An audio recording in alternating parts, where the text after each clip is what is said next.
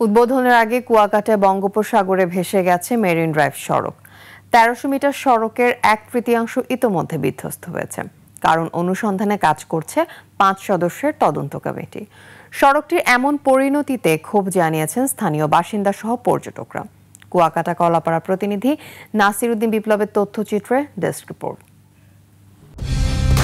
Colour expert, George স্যাপ এবং mild on hands technology সমৃদ্ধ অরিক্স ক্রিস্টাল ওয়াশ আপনার লন্ড্রি এক্সপার্ট। ২০২৪ সালে ৪,৮৬,০০,০০০ টাকা ব্যয়ে পর্যটকদের সুবিধা ও কুয়াকাটা সৈকতের সৌন্দর্য রক্ষায় মেরিন ড্রাইভের আদলে ২ কিলোমিটার সড়ক নির্মাণের কাজ হাতে নেয় কুয়াকাটা পৌরসভা। নির্মাণ কাজ প্রায় শেষ, অপেক্ষা ছিল শুধু উদ্বোধনের। তবে তার আগেই নিম্নচাপের প্রভাবে সাগরের ঢেউয়ের ধাক্কায় কয়েকটি স্থান ভেঙে সমুদ্রগর্ভে বিলীন হয়ে গেছে। মেরিন ড্রাইভ রক্ষায় গাইডওয়াল, ওয়াকওয়েও ভেঙে পড়েছে।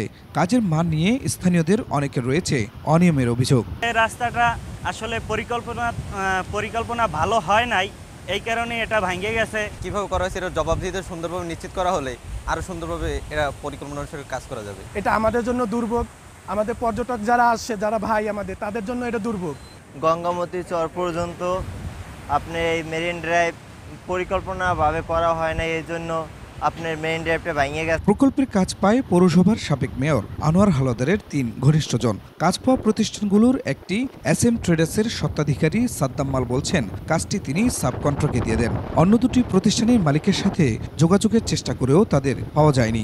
আমার ব্যস্ততার কারণে এইটা আমি ওই এয়ারেবার ট্রেডার্সেরকে আমি হস্তান্তর করি কাজটা, বুঝছেন। তদন্ত কমিটির প্রতিবেদনে কাজে অনিয়মের অভিযোগ পাওয়া গেলে ক্ষতিপূরণ আদায়ে ব্যবস্থা নেবে প্রশাসন।